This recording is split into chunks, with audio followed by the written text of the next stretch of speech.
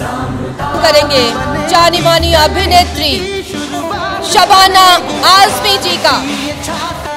Parallel cinema की मशहूर अभिनेत्री, तमाम अवार्ड से सम्मानित शबाना आज़मी जी।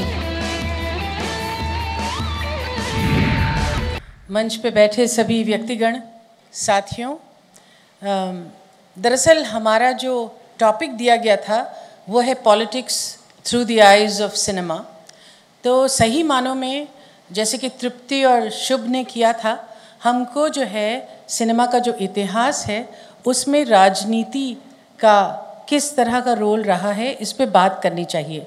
लेकिन अभी जब हम लोग पीछे बैठे हुए थे, राहुल साहब ने मुझसे ये कहा कि दरअसल मकसद तो ये है कि हमारी जो युवा पीढ़ी है उसको हम किस तरह से प्रेरणा दे सकें कि वो राजनीति से अलग होकर ना बैठें, राजनीति में पूरी तरह से अपना रोल निभाएं। तो आप जो हैं टॉपिक को थोड़ा सा ब्रॉड कर लें। पिछले दिनों में मैं एक यूनिवर्सिटी की डिबेट में गई थी और वहाँ एक युवा डिबेटर की जो ओपनिंग लाइन थी उसने मेरी दिल में एक तीर के समान जाके एक जगह बनाई और उसने ये कहा था, जो मैं दोहराऊंगी, हमको आज़ादी आधी रात को मिली थी, हमको आज़ादी आधी रात को मिली थी और सवेरा आज तक नहीं हुआ। ये बहुत दुख की बात है दोस्तों। और पिछले दिनों में जो हमने हमारे मुल्क में जो घिनौना हादसा हुआ है उस निर्भय लड़की को लेकर जब हम देखते हैं तो सही बात यह है कि हमारे मुल्क में अभी तक सवेरा नहीं हुआ है और ये तब तक नहीं हो सकेगा जब तक हमारे मुल्क में लड़की और लड़के दोनों को बराबर का दर्जा दिया जाए। तो मैं अपनी बात सीमित रखूंगी सिनेमा में जो औरतों का किरदार रहा है उसको लेकर, और थोड़ी सी बातें आपसे करूंगी। आपसे बड़ी उम्मीद लगाकर मैं आई हूँ। यहाँ कई बार ये कहा गया है और मैं दोहराऊंगी कि हिंदुस्तान की 50% आबादी आज 25 साल से कम की है। आप में बहुत शक्ति है बदलाव लाने की, रेवोल्यूशन लाने की। अगर आप नज़र भर कर देखें दुनिया को तो जब जब और जहाँ जहाँ तब्दीली आई है, चाहे वो वियतनाम में हो, चाहे वो तियानमन स्क्वायर में हो, चाहे वो तहरीर स्क्वायर में हो, या अगर हम अपने हिंदुस्तान में क्विट इंडिया मूवमेंट को देखें तो सबसे पहले जो बदलाव लाया है वो युवा पीढ़ी ने। तो ये आपकी शक्ति है, आप अपनी शक्ति को पहचानिए और आप ये समझिए कि जो बदलाव हमारे देश में आना ज़रूरी है, इसका बोझ मैं नहीं कहूँगी, बोझ शब्द ठीक नहीं है, लेकिन इसकी जो जिम्मेदारी है वो आपको निभानी है। और आप इसको पूरी तरह से नहीं निभा सकते जब तक जिस चीज़ को हम डेमोक्रेसी कहते हैं। डेमोक्रेसी का मतलब क्या है? डेमोक्रेसी में होना तो ये चाहिए कि जो आम जनता है, जो पब्लिक है, जो वोट देती है, वो एजेंडा सेट करे, वो कहे कि हमको इन चीज़ों की ज़रूरत है, और जो राजनीतिक दल हैं और जो सरकार है वो उस बात को माने। इसको कहते हैं पार्टिसिपेशन। इसके लिए एजेंडा बनाना ज़रूरी है और ये एजेंडा आपको बनाना ज़रूरी है, कुछ जिम्मेदारियों के साथ और कुछ हक मांगने पर। जब हम हक मांगते हैं तो हक के साथ साथ जिम्मेदारी भी निभाना ज़रूरी होता है।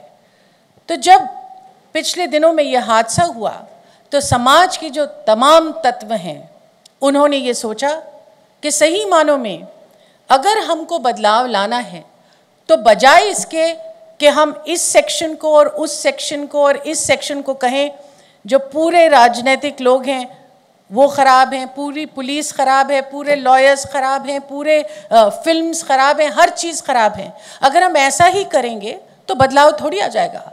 बदलाव तो तब आएगा जब हर एक तत्व अपने अंदर झांक के देखेगा और ये कहेगा कि हम क्या कर सकते हैं बदलाव लाने के लिए।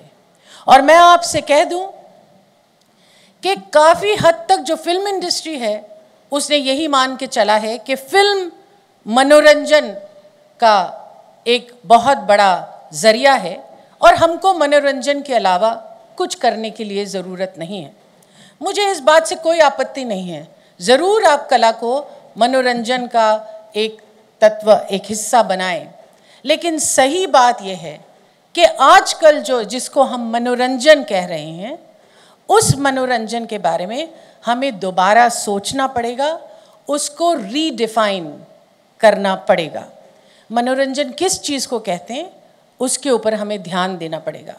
मेरी ये बहुत खुशकिस्मती है कि जिन फिल्मों में काम करने का मुझे मौका मिला है उसमें ख़ास तौर से औरत को लेकर बेहद स्ट्रॉन्ग, बेहद मजबूत और बहुत बदलाव लाने वाले कैरेक्टर्स का मुझे मौका मिला था। मुझे याद है कि मैं फिल्मों में काम कर रही थी और कुछ ख़ास इस बात पे ध्यान नहीं देती थी कि सचमुच मेरी भी कोई जिम्मेदारी है। और अर्ली 80s में एक फ़िल्म आई थी महेश भट्ट की अर्थ, पता नहीं उसमें आप लोगों ने देखी है कि नहीं, मगर आपके माता पिता ने ज़रूर देखी होगी। तो उस फिल्म अर्थ में ऐसा हुआ कि जब वो फिल्म बन गई, बहुत सिंपल सी कहानी थी कि एक मर्द अपनी बीवी को छोड़ता है और उसके बाद किसी और औरत के पास चला जाता है। ये बीवी पहले तो बहुत शैटर होती है, उसके बाद वो किसी तरह से अपने आप को समेट के और अपनी ज़िंदगी को सही रास्ते पे लाती है। तो वो शौहर वापस आता है और कहता है कि मुझे माफ़ कर दो। औरत, जो रोल मैं करती हूँ, बीवी कहती है कि अगर यही गलती मुझसे हुई थी तो क्या तुम मुझे वापस लेते? और वो कहता है नहीं। तो लड़की उसके साथ वापस नहीं जाती, औरत उसके साथ नहीं जाती। इस बात को तकरीबन 30 साल होने के लिए आए हैं। लेकिन सही बात यह है कि उस ज़माने में बहुत सारे मर्द मेरे पास आते थे बहुत गुस्सा लेकर, और वो कहते थे कि आप क्या समझा रहे हैं हमारी औरतों को? आप ये बता रहे हैं कि वो जो है उसकी शादी अगर नहीं अच्छी है तो वो शादी से निकल जाए, ये गलत चीज़ें आप सिखाना चाहती हैं। लेकिन साथ ही में औरतें मुझे झुंड की झुंड मेरे घर पे आती थी, not as fans to star but in sisterhood, और मुझसे ये उम्मीद रखती थी कि मैं उनकी ज़िंदगी में, ख़ास तौर से उनकी शादीशुदा ज़िंदगी में जो प्रॉब्लम्स आ रहे हैं उसका हल मैं ढूंढूं। मैं बहुत डर गई थी क्योंकि मैं अपने आप को सिर्फ एक आर्टिस्ट समझती थी, एक कलाकार समझती थी जिसने अपनी जिम्मेदारी एक अच्छा रोल करने पे निभा दी है। लेकिन उस वक्त मुझे ये समझ में आया कि सही मानों में कलाकार जो है उसकी जिम्मेदारी है, समाज में बदलाव लाने की जिम्मेदारी कलाकार की भी है, कलाकार की ही नहीं मगर कलाकार की भी है। और इसको लेके औरतों के साथ मेरा जो काम शुरू हुआ है उसमें मैं अपनी फिल्म अर्थ को एक बहुत बड़ा प्रेरणा देने वाला समझती हूँ। इसी तरह से एक फिल्म थी पार जिसमें मैंने काम किया था, जिसकी वजह से फिर मैंने समाज में झुग्गी झोपड़ी में जो रहते हैं लोग उनके साथ काम करना शुरू किया था। तो मैं आपको बताऊंगी कि आज फिल्म इंडस्ट्री में ख़ास तौर से ये खौफनाक घटना होने के बाद ये एक मानसिकता पे बहुत ध्यान दिया जा रहा है कि अल्टीमेटली बात क्या है। बात ये है कि इतने सारे साल आज़ादी के बाद भी आज भी हमारे मुल्क में एक पेट्रियार्कल माइंडसेट है जिसमें लड़के को लड़की के से ज़्यादा औहदा दिया जाता है। बचपन से ही जब वो पैदा होती है तो लड़की के पैदा होने पर आंसू बहाए जाते हैं और जब लड़का पैदा होता है तो लड्डू बांटे जाते हैं। अगर ऐसे समाज में इस तरह की घटनाएं ना हो तो कौन सी आश्चर्य की बात है।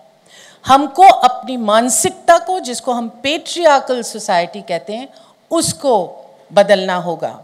ये क्या बात है कि आप फिल्मों को कुछ भी कह दें, मगर क्या फिल्म में इस तरह से दिखाया गया है कि जब कोई भी बलात्कार का विक्टिम जाता है पुलिस स्टेशन पर तो बजाय इसके कि उसको हमदर्दी से उसके साथ बात करें, उसको एक बाप का प्यार दें, उसको एक भाई का प्यार दें, खुद पुलिस वाले इस तरह से बात करते हैं कि उसको लगता है कि दोबारा उसका बलात्कार हो रहा है।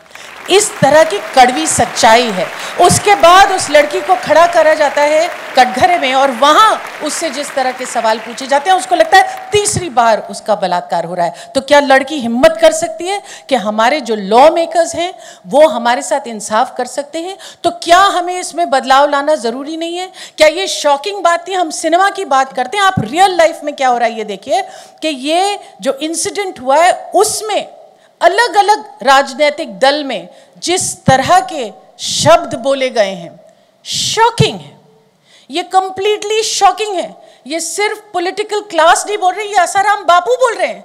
आसाराम बापू बोल रहे हैं उस लड़की को उसके पैरों पर गिर जाना चाहिए था, कहना चाहिए था माफ कर दो भाई, और मंत्र जपना चाहिए था तो वो लड़की ठीक हो जाती।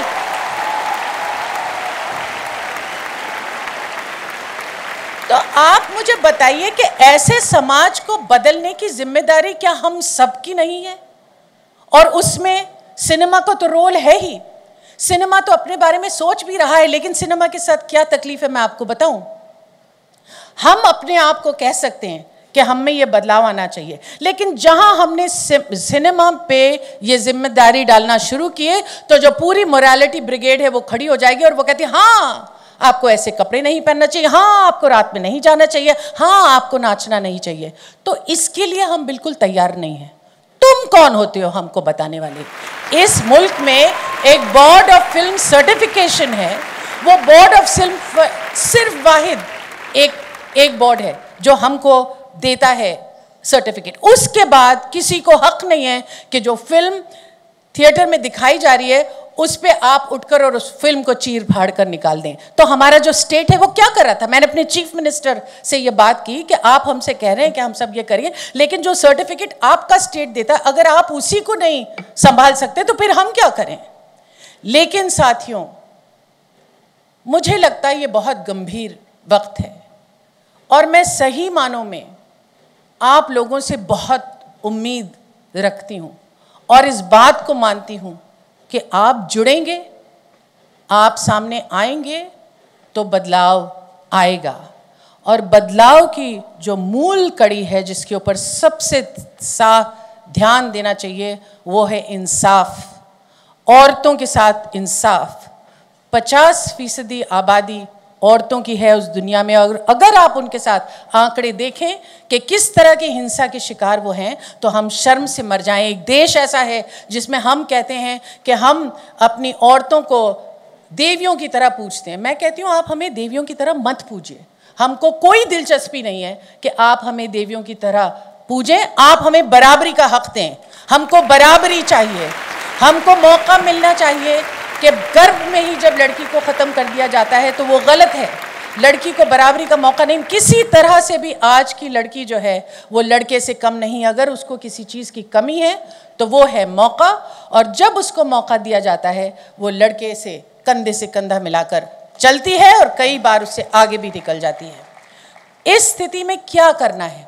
क्या सबसे पहले बदलाव ठीक है सिनेमा में आएगा, सिनेमा में दिखाना चाहिए, art should be used as an instrument of social change, लेकिन सही बात तो यह है कि यह बदलाव हमारे घर में आना चाहिए। कल आपकी शादी होगी, आपके बच्चे होंगे, आप किस तरह से अपनी लड़की और अपने लड़के का पालन करते हैं, बात पूरी उस पर निर्भर है। आज से 70 साल पहले कैफी आज़मी साहब ने जो मेरे पिताजी से 70 साल पहले एक अपनी नज़्म औरत में ये कहा था, जिंदगी जहद में है सब्र के काबू में नहीं, उड़ने खुलने में है निखत ख़मे गेसू में नहीं, जन्नत एक और है जो मर्द के पहलू में नहीं, उसकी आज़ाद रविश पर भी मचलना है तुझे, उठ मेरी जान मेरे साथ ही चलना है तुझे। तो वक्त यह है कि हम समाज के सब वर्ग कंधे से कंधा मिलाकर चलें और कहें, चाहे वो राजनीतिक दल हो, चाहे वो पॉलिटिशियंस हो, चाहे वो लॉयर्स हो, चाहे वो स्टूडेंट्स हो, चाहे वो सिनेमा हो, अपने अंदर देखें, अपनी रूह को तलाश करें और इस बात पर पूरी तरह से चर्चा करें कि हम किस हद तक जिम्मेदार हैं और हमें बदलाव लाने के लिए क्या करना चाहिए। ये पूरी जिम्मेदारी आप पर है, आप बदल सकते हैं समाज को। बहुत शुक्रिया, धन्यवाद। बहुत बहुत शुक्रिया शबाना जी। और इस समय राहुल कराड़ जी से मैं निवेदन करूंगी वो कुछ शब्द कहना चाहते हैं। All the student leaders, let us have a big applause to Shabana Azmi ji. It's the most powerful session. We appreciate, and this is a very right time. She has come here and said very candidly her views in front of you all student leaders. Thank you so much, Shabana ji. Thank you.